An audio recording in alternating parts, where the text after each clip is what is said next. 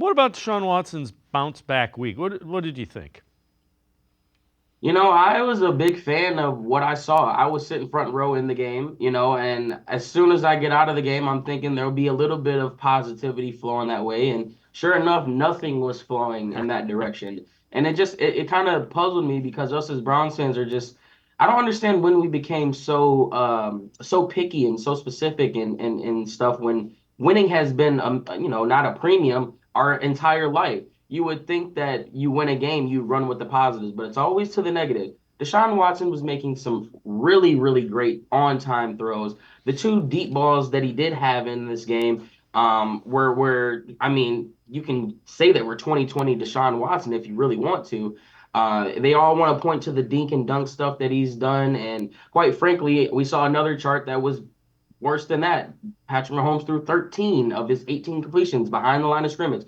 So it's all part of the rhythm. It's all part of him taking that next step to the guy that we hope he can be. And no one wants to even take a look at those baby steps. But me, on the other hand, I enjoyed it. Yeah, if it would have been week one, I would have been like, man, that's more of what I expect from Deshaun Watson. I'm concerned. I want to see him stack some good weeks back to back. And you know what?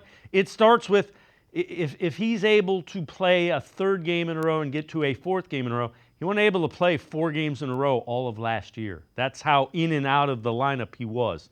And it's tough to do anything, especially it's tough to play quarterback at any level, especially in the NFL, if you're in 2 weeks, out 3 weeks, in 2 weeks. So let's see him get into a rhythm and get into a comfort level with the other 11 guys that are on the field with him.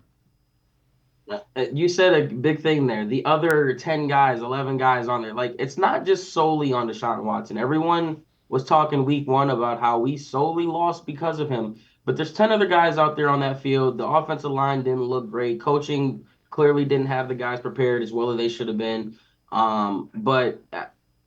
If you want to see, everyone expects Deshaun Watson to just flip a switch and be back 400 yards, 3 touchdowns a game.